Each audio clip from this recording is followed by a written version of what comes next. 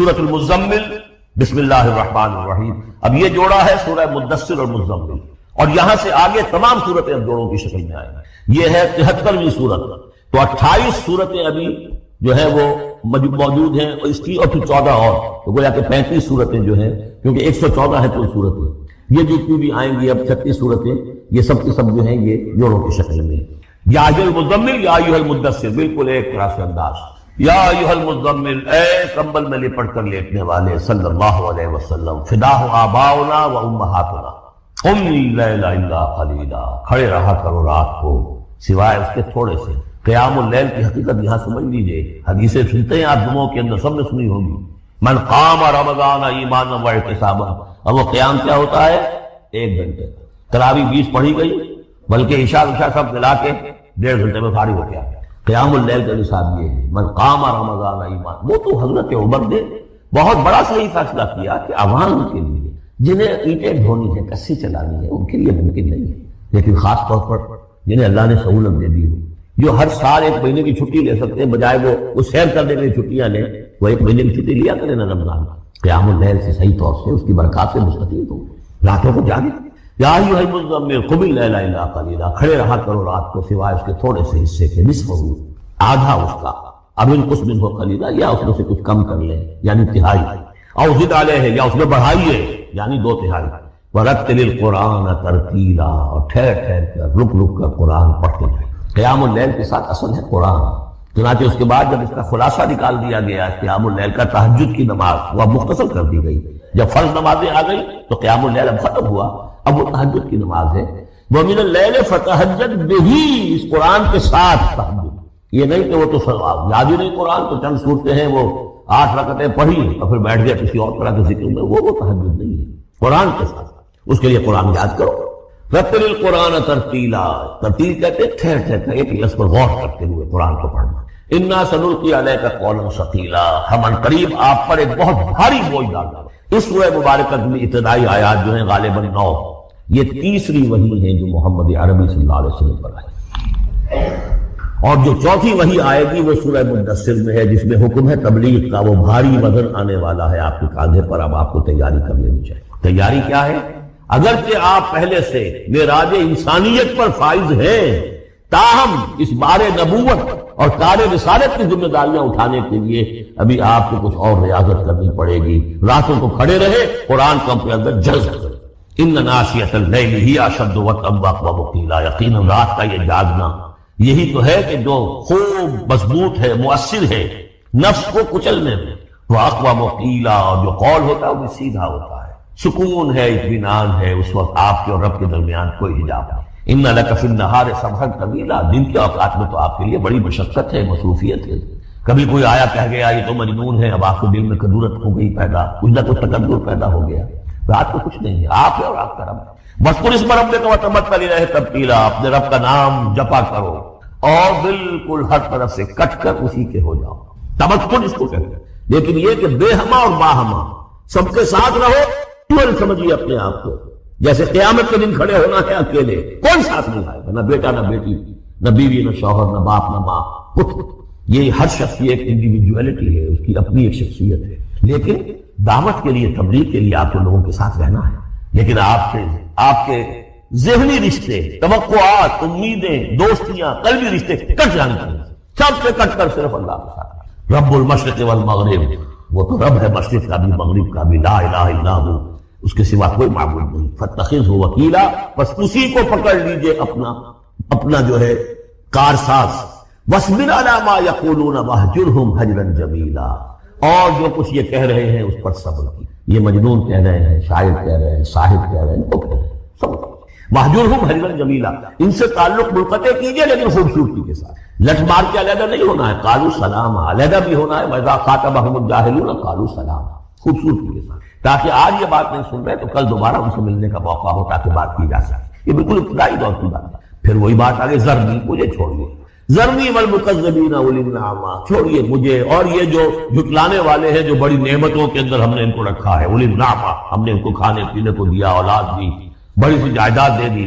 وَمَهِّلْهُمْ قَلِيلًا، اور اے نبی ذرا انہیں کچھ دیر مہلت دیجیے، جلدی نہ کیجیے. وَلَا تَعْجَلْ عَلَيْهِمْ، یہ بھی ہم پڑھ چکے ہیں، ان پر جلدی نہ کیجیے.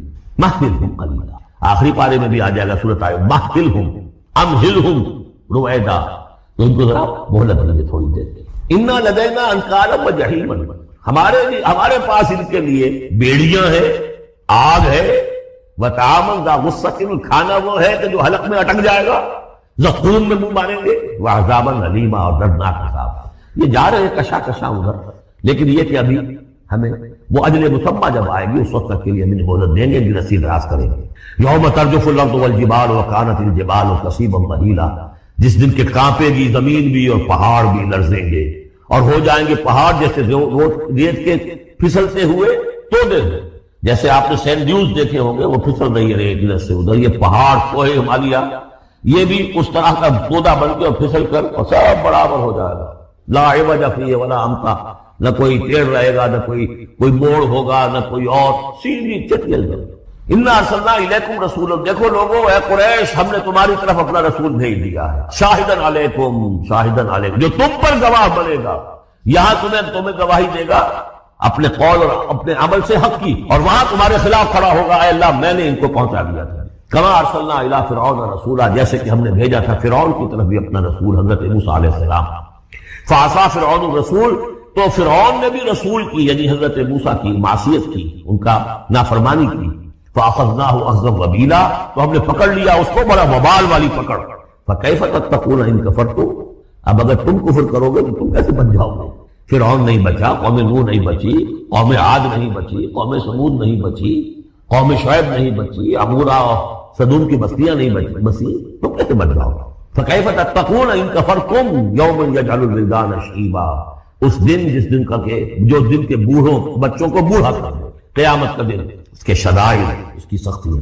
السماء منفطر بہ، آسمان اس کے ساتھ پھٹ پڑنے کو ہے، یعنی وہ ثقلت فی السماوات والارض، وہ کہیں باہر سے تو نہیں آئے گی وہ قیامت، وہ انہی آسمانوں اور زمین کے اندر جو ہے وہ اسی میں انہیرنٹ ہے۔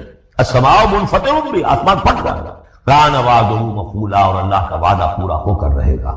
ان ہذہ تذکرہ، یقیناً یہ یاد دہانی ہے، تذکرہ ہے، نصیحت ہے۔ فمن شاء اتخذ الی ربہ سبیلا، تو جو کوئی بھی چاہے وہ اپنے رب کی طرف راستہ اختیار کر لے، سیدھا راستہ ہے، صراط مستقیم ہے۔ آج ہی بسم اللہ کرو، آج ہی توبۃ النصوح کر کے گھروں میں داخل ہو۔ اب یہ ہے 19 آیات، لیکن اس کے بعد جو ایک آیت پر پورا رکوع مشتمل ہے، اس کے بارے میں بہت عرصے تک میں بہت پریشان رہا اس کو سمجھنے میں، اور میں حیران ہوں کہ تفاسیر میں کہیں مجھے کوئی اس کے لیے بات نہیں ملی۔ اتفاقاً ہے کہ میں الاتقان فی علوم القرآن اس کا مطالعہ کرتے ہوئے مجھے حضرت عبداللہ ابن عباس رضی اللہ تعالیٰ عنہ کا ایک قول مل گیا کہ یہ ایک آیت نہیں 2 آیتیں، یہ روایات ختم ہو گیا۔ کوئی کہتا ہے کہ یہ 1 سال کے بعد آئی، کوئی کہتا 16 ماہ بعد آئی، کوئی کہتا یہ آیت جو ہے یہ مدنی ہے، کوئی کہتا 11 سال کے بعد، وغیرہ وغیرہ۔ تو اس حوالے سے یہ کہ سمجھ میں نہیں آتا تھا کہ کیا مسئلہ کیا ہے، اس قدر مختلف آرات کیوں ہیں، تو سمجھ میں آیا کہ یہ 2 حصوں میں آیت نازل ہوئی، لیکن اب اس کو ایک آیت شمار کریں گے جو حضور نے بتایا ہے۔ ان ربک یعلم انک تقوم ادنی من ثلثی اللیل ونصفہ وثلثہ وطائفۃ من الذین معک، اے نبی آپ کا رب جو ہے جانتا ہے کہ آپ بھی کھڑے رہتے ہیں تقریباً 2/3 رات اور نصف رات اور رات کا تہائی حصہ، وطائفۃ من الذین معک، اور یہ کہ آپ کے ساتھ بھی جو جماعت ہے ان میں سے لوگ آپ کے ساتھ کھڑے رہتے ہیں۔ واللہ یقدر اللیل والنہار، اللہ تعالیٰ نے ہی رات اور دن کا ایک اندازہ مقرر کیا ہے، یہ مشقت زیادہ دیر نہیں جھیلی جا سکتی، لہذا علم ان تحصوہ، اللہ جانتا ہے، اس کے علم ہے کہ تم اس کی پابندی نہیں کر سکو گے۔ فتاب علیکم، تو اللہ نے تم پر نرمی فرمائی، شفقت فرمائی، رحمت کی نظر کی۔ فقرؤوا ما تیسر من القرآن، تو جتنا آسان ہوا کرے تمہارے لیے، میسر ہوا کرے، یسر آسان، اتنا رات کو پڑھ لیا کر۔ علیمان سے اب یہاں یہ آیت کا پہلا حصہ ہے کہ جو میرے خیال میں 1 سال بعد یا 11 ماہ بعد نازل ہو گیا، یعنی یہ کہ اب یہ پابندی کی کم سے کم 1/3، اور یہ کہ کوشش کرو کہ آدھی یا 2/3 یہ پابندی ختم ہو، جتنا کھڑا ہو آسانی کے ساتھ۔ فقرؤوا ما تیسر من القرآن، بقیہ حصہ جو ہے یہ میرے نزدیک بالکل ہجرت سے متصل قبل نازل ہوا ہے، وہ 11 سال والی روایت اس حصے پر۔ علیمان سیکون منکم مرضی، اللہ کے علم میں ہے کہ کچھ لوگ ہوں گے تم میں سے جو مریض ہو جائیں گے، ان کے لیے ممکن نہیں ہوگا قیام اللیل۔ وآخرون یضربون فی الارض یبتغون من فضل اللہ، اور لوگ ہوں گے زمین میں سفر کرنے پر مجبور ہوں گے اللہ کے فضل کی تلاش میں۔ وآخرون یقاتلون فی سبیل اللہ، اب یا تو یہ حصہ مدنی ہو سکتا ہے جس میں لفظ قتال کا ذکر آ رہا ہے، یا یہ کہ بالکل ہجرت سے متصل قبل۔ اور لوگ ہوں گے جو اللہ کی راہ میں قتال کریں گے. جب قتال کریں گے دن بھر کی مشقتیں ہوں گی تو اب رات بھر کھڑے رہنا، 2/3 رات کھڑے رہنا ان کے لیے ممکن نہیں ہوگا. فَقْرَؤُوا مَا تَيَسَّرَ مِنْهُ، ایک تو اسی جو بھی تم کر سکو جتنا آسان ہو اتنا پڑھ لیا کرو. وَأَقِيمُوا الصَّلَاةَ وَآتُوا الزَّكَاةَ، عبادت کی ایک روح بتائی حضور نے، لب لباب کہیے اس کا، وہ کیا ہے؟ دعا. الدعاء مخ العبادہ، الدعاء هو العبادہ. حضور کی یہ دو احادیث بہت سادہ بہت مختصر. دعا ہی عبادت کا جوہر ہے. مخ کہتے ہیں ہڈی کے اندر جو گودا ہوتا ہے وہ مخ ہے. گودا جو ہے عبادت کا وہ کیا ہے؟ دعا. توحید فی الدعا کیا ہے؟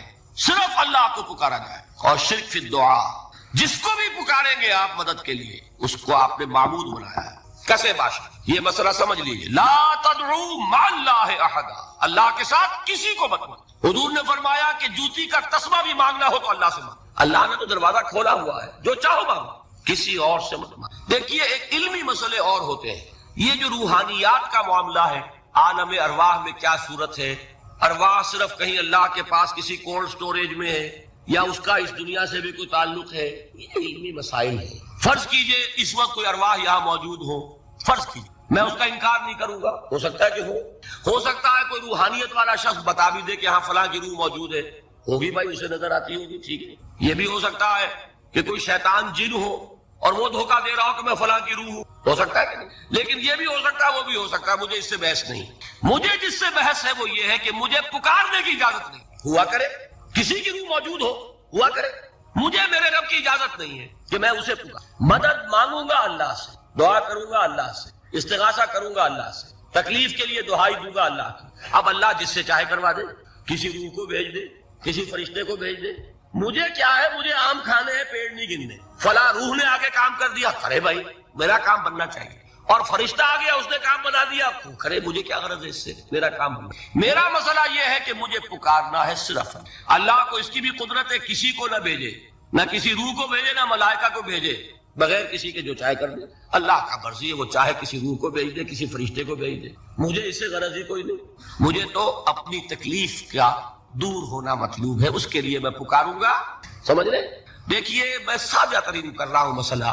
عبد القادر جیلانی کی روح یہاں ہے یا نہیں، حضور کی روح انور یہاں ہے یا نہیں، یہ تو علمی مسئلہ ہو گیا نا. یہ فرشتے یہاں ہے کہ نہیں، کوئی اختلاف ہے؟ میں پکار سکتا ہوں اسے کہ بھائی ذرا میرا کام کرتے نا. یہ کروں گا تو شرک. موجود ہے کرامن کاتبین ہے کہ نہیں، موجود ہونا نہ ہونا یہ مسئلہ علمی. جو اصل میں شرک سے متعلق مسئلہ ہے وہ یہ ہے کہ پکارنے کی اجازت نہیں. دیکھیے حضور کی ایک حدیث ہے اور یہ ایک ہمارے لیے خوشخبری ہے. آج 8واں دن ہے، آپ اپنی نیند کی قربانی دے رہے ہیں، آ رہے ہیں، سن رہے ہیں. یہ حدیث بھی سن لیجئے، بشارت والی حدیث ہے. مجتمع قوم فی بیت من بیوت اللہ، نہیں جمع ہوتے کچھ لوگ اللہ کے گھروں میں سے کسی گھر میں. اس کا مصداق اول تو مسجد ہوگی، لیکن تقریباً تمام محدثین نے مانا ہے کہ صرف مسجد تک محدود نہیں ہے، سب گھر اللہ کے ہیں. یہ جگہ کس کی ہے؟ تو عہب ہے یہ چیز، لیکن مسجد کا ہوگا تو وہ مصداق اول ہو جائے گا. مجتمع قوم فی بیت من بیوت اللہ یتلون کتاب اللہ ویتدارسونہ بینہم. کام کیا کر رہے ہوں کہ اللہ کی کتاب پڑھ رہے ہوں، وہ سمجھ رہے ہوں، سمجھا رہے ہوں. تو کیا ہوتا ہے؟ الا نزلت علیہم السکینہ، ان پر اللہ کی طرف سے سکینت کا نزول ہوتا ہے. وغشیتہم الرحمہ، رحمت خداوندی انہیں ڈھانپ لیتی. وحفتہم الملائکہ، فرشتے ان کے گرد گھیرا ڈال لیتے. وذکرہم اللہ فی من عندہ، اور اللہ ذکر کرتا ہے ان کا ملائکہ مقربین کی محفل میں.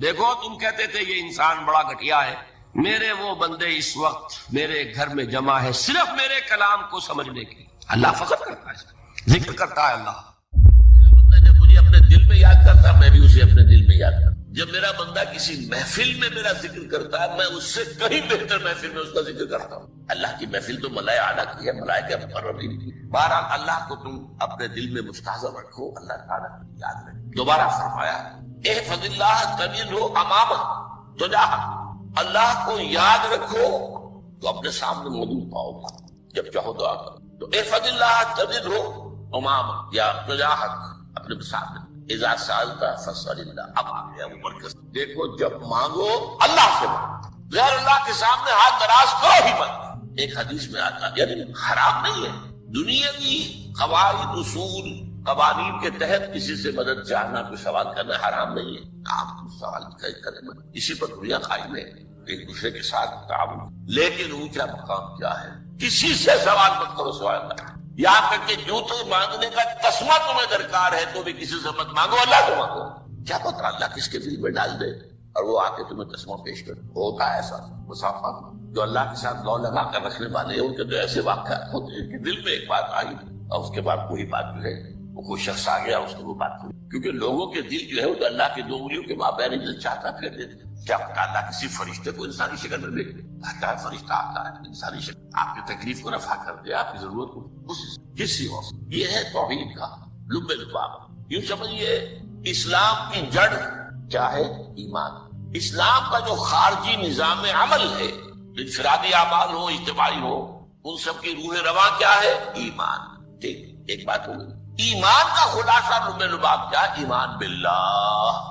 ویسے ایمان بالآخرہ بھی ہے، ایمان بالملائکہ ہے، ایمان بالانبیاء ہے، ایمان بالرسل ہے، ایمان بالکتب ہے، ایمان بالقدر ہے. لیکن اصل ہے، اسی لیے ایمان مجمل میں آپ کو معلوم ہے کسی اور چیز کا ذکر. آمنت باللہ کما ہوا باسمائہ و صفاتہ وقبلت جمیع احکامہ اقرار باللسان و تصدیق بالقلب. یہ ایمان مجمل ہے. اجمالی طور پر ایمان اس کا نام ہے. ہاں مفصل تفصیلی طور پر آمنت باللہ و ملائکتہ والیوم الآخر والقدر خیرہ وشرہ من اللہ تعالی. تو اسلام کی جڑ ایمان، اور اسلام کا سارا جو نظام عمل ہے، چاہے انفرادی اعمال ہو چاہے اجتماعی، ان سب کی روح رواں ایمان. اور ایمان کا خلاصہ ایمان باللہ. اور ایمان باللہ کا اصل حاصل وہ ہے جس اس کے 2 تقاضے. عبادت صرف اسی کی، استعانت صرف اسی. اس لیے میں نے سورہ فاتحہ کا تذکرہ شروع. یہ عبادت کا جوہر ہے، عبادت کا جہاں یہ ایمان کا حاصل. عبادت صرف اس کی اور استعانت صرف اس کی. استعانت ہی میں ثواب بھی آتا ہے. یہ بھی مدد ہے. آپ کسی سے کچھ مدد مالی چاہ رہے ہیں یا کوئی اور مدد چاہتے ہیں، کسی کام میں مدد چاہتے ہیں، جیسے میں نے کہا تھا کہ سفارش کرانا چاہتے ہیں، بھی مدد. وَإِذَا اسْتَعَنْتَ فَاسْتَعِنْ بِاللَّهِ. اور جب مدد مانگو صرف اللہ سے مانگو. اور وہ سارے الفاظ یاد کر لیجیے. استدعاء، استعانت، استغاثہ. یہ جو غوث اعظم سے استغاثہ کیا جاتا ہے، استغاثہ اللہ سے، دعائی اللہ کا. اس اعتبار سے استمداد، استعانت، استدعاء، استغاثہ، یہ سب اللہ. صرف عبادت صرف اللہ، ایاک نعبد، اور استعانت صرف اللہ سے. مانگو صرف اللہ سے، مدد طلب کرو صرف اللہ سے. اور جان لو اگر تمام لوگ جمع ہو کر تمہیں کوئی فائدہ پہنچا جائے، نہیں پہنچا سکتے. الا بشیء قد کتب اللہ لک وان اجتمعوا علی ان یضروک بشیء لم یضروک الا بشیء قد کتب اللہ علیک. اگر سب مل کر چاہے تمہیں کوئی نقصان پہنچا دے، نہیں پہنچا سکتے مگر وہی کوئی جو اللہ نے تمہارے لیے. اب بتائیے خوف کی جڑ کر جائے گی. یہ جو ایمان جو ہے یہ خوف اور حزن دونوں سے یاد دلانے والی بات ہے. جو حقیقی مومن ہے وہ اللہ کا ولی ہے، حقیقی وہ اللہ کا ولی ہے. اور الا ان اولیاء اللہ لا خوف علیہم ولا هم يحزنون. یہ اولیاء اللہ کو علیحدہ مخلوق نہیں ہے، کوئی ان کے سر پہ سیکھ نہیں ہوتے، انسان ہی ہوتے ہیں. لیکن حقیقی معنی میں مومن ان اعتبارات سے جو آج ہم پڑھ رہے ہیں، ایمان اس درجے کا پہنچ گیا تو اللہ کا ولی ہے. تو کوئی خوف کس بات کا؟ کس سے خوف کروں؟ اس کے ہاتھ میں کچھ ہے ہی نہیں. اور اگر کچھ اللہ نے میرے لیے لکھ دیا وہ آ کر رہے گا، چاہے میں لاکھ گڑ گڑاؤں اور اس کے سامنے کبھی چھوڑ دے. اگر اللہ نے لکھا ہوا ہے تو آئے تو کاہے کو اس کے سامنے گڑ گڑانا، کاہے کو جب مسائی کرنا اس کے سامنے. اور کسی کے ہاتھ میں کچھ ہے ہی نہیں، میرا خیر ہے ہی نہیں، کاہے کو خوشامد کرو اس کی. اور رفعت الاقلام. دیکھو نوجوان، قلم میں اٹھا دی گئی وجفت الصحف. اور جو رجسٹر ہے، صحیفے، ان کی سیاہی خوش، یہ ہے وہ اللہ کا علم. اس میں ہر شے لکھ دی، اس کی قلم اٹھا دی. جیسے آپ کو معلوم ہے امتحان ہوتا تھا، 3 گھنٹے ختم ہو گئے، اسٹاپ رائٹنگ، بس اب قلم کو جانا چاہیے. وہ قلم تو تقدیر کا کاتب جو ہے وہ قلم اس کا اب اٹھا دیا گیا. اور جو صحیفے جن پر لکھا گیا وہ خوشخبر ہو گئے. یہ تو روایت ہے جو امام ترمذی نے روایت کیا. یہ متن ان کا ہے جو ہم نے پڑھا ابھی، اور ان کا قول یہ ہے کہ یہ حدیث حسن صحیح ہے. لیکن یہی روایت اور انہی راوی سے عبداللہ ابن عباس سے رضی اللہ تعالیٰ عنہ اور بھی محدثین نے، اس میں سے ایک اور متن جو ہے وہ یہاں پر امام نووی نے دے دیا ہے. احفظ اللہ تجدہ امامک. یہ تو پہلا وہ ٹکڑا تھا، وقت جاہد تھا، یہاں امامک ہے. امام مطلب ہے اپنے سامنے پاؤ. اللہ کی حفاظت کرو، اللہ کو دل میں، اللہ کی یاد کو محفوظ رکھو، گویا کہ اللہ کو مستحضر رکھو. ذکر اللہ کے معنی کیا ہے؟ استحضار اللہ فی القلب. یہ ذکر اللہ جنہیں ہم ذکر سمجھ بیٹھے وہ ذکر کے ذریعے اقیم الصلاۃ لذکری، نماز قائم کرو میری یاد کے لیے، نماز ذریعہ ہے یاد۔ یہ علیحدہ بات ہے کہ آپ نے 17 رکعتیں بھی پڑھ لی ہو عشاء کی اور یاد آپ کو آئی نہیں کوئی، آپ تو ایک میکینیکل انداز میں جو ہے وہ اٹھک بیٹھک کر رہے ہیں اور آپ کی زبان سے کچھ بھی نکل رہا ہے، تو اس کا آپ کے شعور سے، دل کی گہرائی سے کوئی رابطہ ہے ہی نہیں، وہ ذکر تو نہیں ہوا۔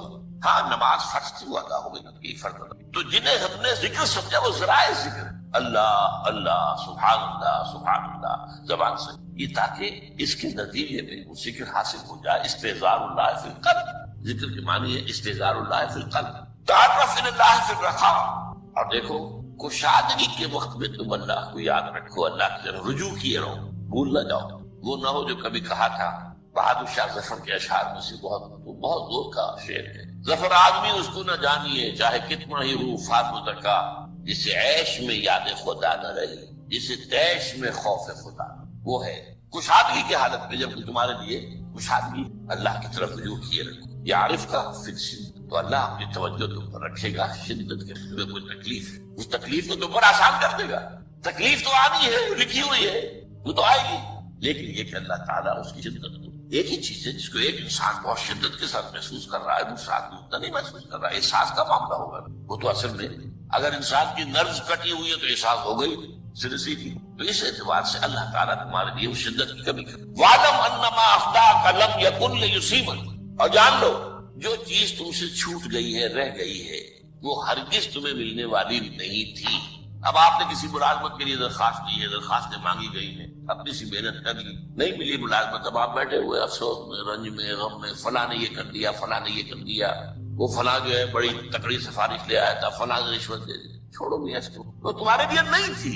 کاہے کو اپنے ذہن کے اندر یہ کھچڑی پکا رہے ہو بیٹھے، خواہ آپ شاید سوء ظن میں بھی مبتلا ہو رہے ہو، کسی نے نہ رشوت دی اور آپ سمجھتے ہو کہ رشوت دی ہے اس نے۔ یہ ساری چیزیں جو ساری سیئات، ان کی جھٹپٹ جائے گی۔ وَعْلَمْ أَنَّمَا أَخْطَأَكَ لَمْ يَكُنْ لِيُصِيبَكَ وَمَا أَصَابَكَ، اور جو چیز تم پر آ گئی، لَمْ يَكُنْ لِيُخْطِئَكَ، ہو ہی نہیں سکتا تھا کہ ان پر نہ، یہ کر لیتا تو ہو جاتا، شاید یہ کر لیتا، میں نے ٹیکا پہلے لگوا دیا ہوتا تو یہ بات نہ ہوتی۔ بھائی وہ جو ہونا تھا وہ ہونا تھا۔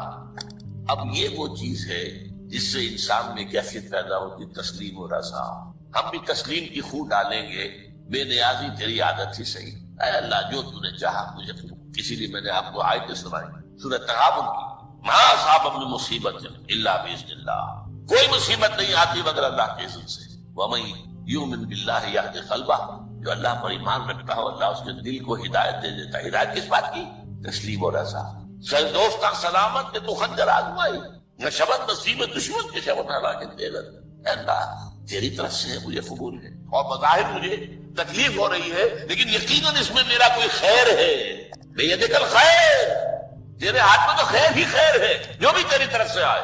سر تسلیم خم ہے مزاج یار۔ اور یہ مضمون جو ہے زیادہ بڑے پیمانے پر سورہ حدید میں، ما اصاب من مصیبت فی الارض ولا فی انفسکم الا فی کتاب من قبل ان نبرأہا، کوئی مصیبت نہیں آتی نہ تمہاری جانوں میں نہ زمین میں، زمین میں زلزلہ آ جانا، سیلاب آ جانا، کچھ اور زمین کا دھس جانا، یا یہ ہے کہ تمہاری جانوں میں کوئی بخار ہو گیا تو اور تکلیف، اچانک معلوم ہوا کہ انسان کو کینسر ہے اور کینسر بھی اب 3rd سٹیج کو پہنچ گیا، لیکن جو بھی آیا ہے وہ اللہ کے علم کی کتاب میں پہلے سے لکھا ہوا، فی کتاب من قبل ان نبرأہا، یہ کتاب میں درج ہے اس سے پہلے کہ ہم اسے ظاہر کریں۔ اس کا نتیجہ کیا نکلنا چاہیے؟ لیکن لا تاسوا علی ما فاتکم ولا تفرحوا بما آتاکم، افسوس نہ کیا کرو جو تم سے جاتا رہے، چھوٹ جائے، کوئی عزیز فوت ہو گیا، کوئی موقع ہاتھ سے نکل گیا، ارے بھائی میں چوک گیا، بڑا موقع تھا، اب اس پر افسوس کرنا نہیں، جو چیز، لیکن لا تاسوا علی ما فاتک ولا تفرحوا بما آتاک، جو اللہ تمہیں دے دے اس پر اتراؤ مت۔ وما اصابک لم یکن لیخطئک واعلم ان النصر مع الصبر، اور جان لو اللہ کی مدد صبر کے ساتھ، جو آئے اس کی طرف سے جھیلو، زبان پر کلمہ شکوہ اور شکایت نہ آئے، اللہ سے شکایت، تسلیم و رضا، جو تیری صحت ہمیں منظور ہے، لیکن مولانا محمد علی جوہر ایک مرتبہ جیل میں گئے، ایک بیٹی بیمار ہوئی، اس کے بعد دوسری مرتبہ پھر جیل میں گئے، دوسری بیٹی کو وہی بیمار، جیل میں اطلاع ملی کہ بیٹی کی بیماری ہے، تو خط لکھا اشعار کی شکل کا آخری شعر یہ، تیری صحت ہمیں منظور ہے لیکن اس کو نہیں منظور، تو پھر ہم تو چاہتے ہیں کہ شفا ہو جائے، اسے منظور نہیں۔ وَاعْلَمْ أَنَّ النَّصْرَ مَعَ الصَّبْرِ وَأَنَّ الْفَرَجَ مَعَ الْكَرْبِ، فرج، فراخی، کھل جانا کسی چیز کا، یہ ہے قرب کے ساتھ، تکلیف کے ساتھ، تکلیف ہوتی ہے ساتھ۔ اللہ نے قانون بنایا ہے۔ اب آپ اندازہ کیجئے بچے کی ولادت میں ماں کو کتنی تکلیف اٹھانی۔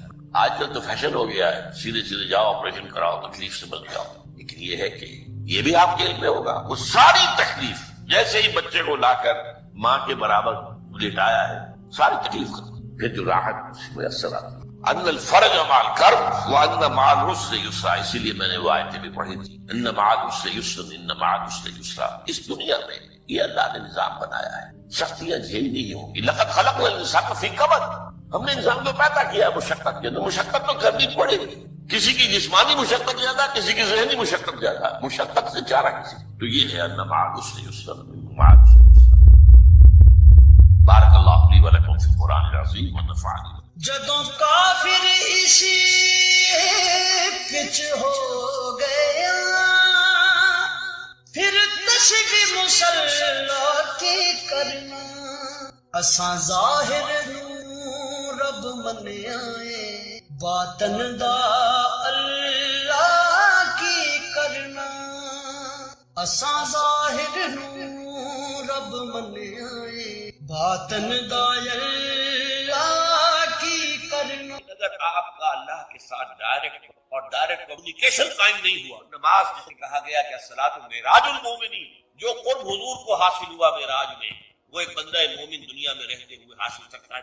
اگر اس کی روح جو ہے واقعتاً حق کا نام ہو رہی ہے، الحمدللہ الرحمن مالک اہدنا الصراط ایاک نعبد، اگر ہم واقعتاً ایسے کہ ہمیں احساس ہو کہ ہم اللہ کے میں حاضر سجدہ کریں، اس میں آتا ہے کہ ایسے گویا کہ میں نے اپنا اب جو روح ہو رہی ہے یہ ہم کلام صلاۃ معراج المومنین، اہل ایمان کے ہمیں یہ نماز جو ہے یہ معراج کی، لیکن یہ نماز کیسے نصیب ہو؟ اگر روح سوئی ہوئی ہے، دبی ہوئی ہے، پس ہوئی ہے، مزمحل ہے یا مردہ ہے، یہ نماز کیسے آ؟ چاہے آپ پانچوں کی نماز پڑھائے، آپ نے ہیبٹ بنا لیا ہو، چاہے خود، لیکن یہ کردار نہ ہو جب تک ہم کلامی نہ ہو۔ اخلاق سے آتا ہے نالوں کا جواب آخر، اٹھتے ہیں حجاب آخر، کرتے ہیں خطاب آخر، جب تک یہ نہ ہو۔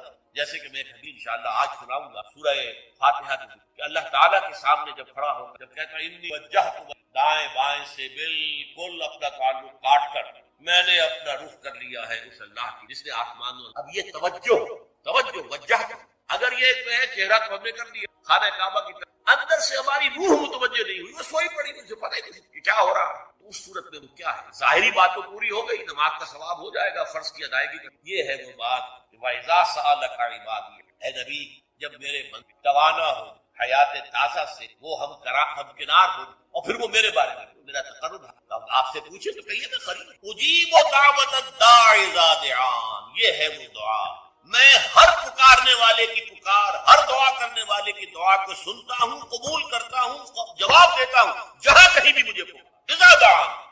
اس میں در حقیقت مفہوم آ گیا ہے where and then where ever، آپ اپنے گھر میں ہو کر پکاریں، اب اس پر لیٹے ہوئے الذین یذکرون اللہ قیاما وقعودا، بعض مقامات بعض اوقات قبول دعا کے لیے زیادہ سازگار، حرم میں جا کر، مینا میں، عرفات میں خاص، جبل رحمت پر جو ہے کعبے کا اس پر خاص، وہ ایام بھی ہے خاص، لیکن یہ نہیں ہے کہ بقیہ دنوں میں آپ کے اور اللہ کے درمیان کو بڑا فاصلہ۔ یہ سارا دنیا میں مشرکانہ نظاموں نے تصور، اللہ تو دور ہے، دور ہے، پاک ہے، پاک ہے، پاک، تم ناپاک ہو، ناپاک ہو، ناپاک ہو، اور تم تو بڑی پستی میں پڑے ہو، تم اللہ سے براہ راست، ہم کو درمیانی چاہیے، کوئی پجاری ہوگا، کوئی پروہت ہوگا، کوئی پنڈت ہوگا، کوئی پیر ہوگا، کوئی پادری ہوگا، کوئی پوپ ہوگا، اس کے ذریعے سے تم اللہ سے، اور جب ذریعے بیچ میں آ گئے تو ان کی چاپلوسی جو ہے چادریں چڑھاؤ، نذرانے پیش کرو، یہ ہے بدترین ایکسپلائٹیشن جو مذہب کے ذریعے سے، یہ دو ایکسپلائٹیشن دنیا میں ہوئی ہے تاریخ انسان، ایک بادشاہوں کی طرف سے، خراج دو ہمیں، محنت تم کرو گے کھیت میں، آدھا حصہ ہمارے پاس، ہم ایش کریں گے، ہم سٹینڈنگ آرمیز رکھیں گے تاکہ ذرا تم بغاوت کرو تمہارا سر کچل دیے، یہ ایکسپلائٹیشن بدتر، مانگنے والا گدھا ہے، صدقہ مانگے یا خراج۔ دوسری طرف ہم بادشاہ ہیں، ہم چندر بنسی، سورج بنسی خاندان ہمارا، اور یہ پنڈت پروہت جو ہے وہ بھی کہیں گے کہ ٹھیک ہے، سلی و نصف لک وہذا قوم جاہلون، یہ عوام جو ہے ان کا خون چوسو، ہمیں یہ نذرانے پیش کریں، بتوں کو آ کے چڑھاوے چڑھائیں اور تمہیں خراج دیں اور ٹیکس دیں، they are to be exploited۔ اسلام نے آ کر کوئی ملوکیت نہیں، زکوٰۃ ہے تو غربا کے لیے، بادشاہ کے لیے نہیں ہے، تو غربا کے لیے، لہذا کوئی ٹیکس۔ نمبر دو، اللہ سے کلام ہو، کسی دربان، کسی جو ہے پہرے دار کی مٹھی گرم کرنے کی ضرورت، جب چاہو ہم کلام ہو، دل کے آئینے میں ہے تصویر یاد، جب ذرا گردن جھکائی دے، یہ تو تم ہماری طرف تو ہم تو ہر وقت کہتے ہیں، ہر شب کو آخری لمحات جو ہیں، آخری جو گھنٹے ہیں رات کے، سمائے دنیا تک ہم نزول فرما لیتے ہیں، اور پکارنے والا پکارتا ہے حل من مستغفر فاغفر له۔ کو متکاثر، غافل کیے رکھا تمہیں محتاج کی طلب۔ لہو لعب، قرآن مجید میں یہ الفاظ آئے ہیں، ومن حیات الدنیا الا لہو ولعب۔ لہو کہتے ہیں کھیل کود، وہ شے جو غفلت میں انسان کو مبتلا کرتے ہیں، وہ لہو۔ الہا یلہو، یہ گویا کہ اس سے یہ باب افعال ہے۔ الہاکم التکاثر، تمہیں غافل کیے رکھا کثرت ہے۔ اب تکاثر جو ہے کثرت سے یہ لفظ بنا ہے، لیکن اس کے تین معنی۔ کثرت کی طلب، نمبر دو کثرت کی طلب میں ایک دوسرے سے آگے نکلنے کے لیے دوڑ مقابلہ، نمبر تین کثرت پہ کی بنیاد پر ایک دوسرے پر فخر کر، یہ تین معنی۔ الہاکم التکاثر، غافل کیے رکھا تمہیں محتاج کی طلب۔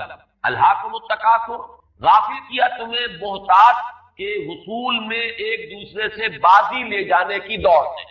الہاکم التکاثر، غافل کیے رکھا تمہیں کثرت اور محتاج پر کی بنیاد پر ایک دوسرے پر فخر کرتے ہیں، تینوں معنی ہو گئے۔ غافل کیے رکھا، یہی لفظ ہے جو ایک حدیث میں بھی آیا ہے، ما قل و کفا خیر مما کثر و ال، جو چیز کم ہو لیکن کفایت کر جائے، ضرورت پوری ہو جائے، کھانے کی جو ضرورت ہے مہیا ہو، جو بھی انسان کی ضروریات ہیں، کپڑے کے 2 جوڑے اس کے پاس ہیں، ضرورت پوری ہو رہی ہے۔ ما قل و کفا، کم ہو لیکن کفایت کر جائے، یعنی ہاتھ نہ پھیلانا پڑے کسی کے سامنے۔ خیر مما کثر و الہا، وہ کہیں بہتر ہے اس سے کہ جو زیادہ ہو، محتاط میں ہو، کثرت سے ہو، لیکن غافل کر۔ جب محتاط ہوگی تو اس کا ایک منطقی نتیجہ ہوگا۔ اس آیہ مبارکہ میں یہ واضح نہیں کیا گیا کہ کس چیز سے غافل۔ الہاکم التکاثر عن ماذا، کس شے سے؟ یہ پھر وہی حذف کا اسلوب ہے، اس میں یہ کہ فصاحت اور بلاغت زیادہ ہے۔ اب آپ اور کی حقائق سے غافل کر رکھا، اپنی زندگی کی اصل منزل سے غافل کیے، اپنے اندر جھانکنے سے غافل کیے رکھ، درون بینی اپنا ذاتی احتساب کرنے سے غافل کیے رکھ۔ اب یہ تمام چیزیں جو ہے گویا کہ یہاں پر محذوف کے درجے میں آئیں گی۔ اس میں انسان اپنی سوچ، اپنے فکر، اپنے مزاج کے مطابق فل ان دی بلینک، وہ حذف جو ہے اس خلا کو پر کر سکتے، لیکن حاصل کیا؟ الہاکم التکاثر، غافل کیے رکھا تمہیں محتاج کی طلب میں، یا محتاج کے حصول میں ایک دوسرے پر بازی لے جانے کی دوڑ، یا محتاج کی بنیاد پر ایک دوسرے پر تفاخر کرنے، حتی زرتم المقابر، یہاں تک کہ تم جا پہنچے قبروں۔ اس میں بعض روایات آئی ہیں کہ یہ شان نزول کی جس طرح کی روایات ہوتی کہ 2 گروہوں اور قبیلوں کے مابین کچھ مقابلہ ہو رہا تھا، آپس میں تفاخر اور تباہی کی باتیں ہیں، ہمارے پاس یہ ہے، ہمارے پاس یہ ہے، ہمارے پاس یہ ہے، ہمارے پاس یہ ہے۔ اس میں کہیں یہ بھی بات آ گئی، یہ پرانی قبائلی زندگی کے اندر کثرت جو ہوتی ہے کسی قبیلے کی، کثرت نفوس، یہ بھی قابل فخر۔ تو اپنے زندوں کی کثرت کے ساتھ ساتھ انہوں نے کہا چلو اپنے اپنے قبرستان گن لو، ہماری کتنے قبریں ہیں اور تمہاری قبریں، لیکن یہ کہ یہ کوئی ایسی پختہ مستند روایت میں نہیں ہے، اور کچھ اس مضمون کے ساتھ اس کی مطابقت۔ حتیٰ زرتم المقابر سے مراد یہ کہ یہ محتاج کی طلب انسان کا پیچھا نہیں چھوڑتی جب تک کہ وہ قبر میں اتر جائے۔ ایک حدیث میں بھی یہ مضمون آیا ہے کہ انسان کے پاس اگر ایک وادی ہو دولت کی بھری ہوئی، سونے کی بھری ہوئی، وہ دوسری کا طالب ہو جائے، دوسری ہو تیسری کا طالب۔ انسان کی حرص کو قبر کی مٹی کے سوا کوئی اور شے پر، اور اس کا مشاہدہ ہوتا ہے۔ کتنے ہی لوگ ہیں سرمایہ دار جن کے پاس اتنی کچھ دولت ہے کہ بالیقین یہ کہا جا سکتا ہے کہ ان کی آئندہ کئی نسلوں کے لیے کفایت کرے، لیکن یہ کہ پھر بھی چاہے وہ عین قبروں میں اپنی ٹانگیں لٹکائے بیٹھے ہو، لیکن یہ کہ وہ محتاج کی جو طلب ہے وہ ختم نہیں۔ یہی وہ سورہ حدید کے اندر بھی جو مضمون آیا ہے، اعلموا انما الحیات الدنیا لعب ولہو وزینۃ وتفاخر بینکم وتکاثر فی الاموال والاولاد۔ یہ تکاثر فی الاموال والاولاد یہ ختم نہیں ہوتی، یہ تو بالکل موت کے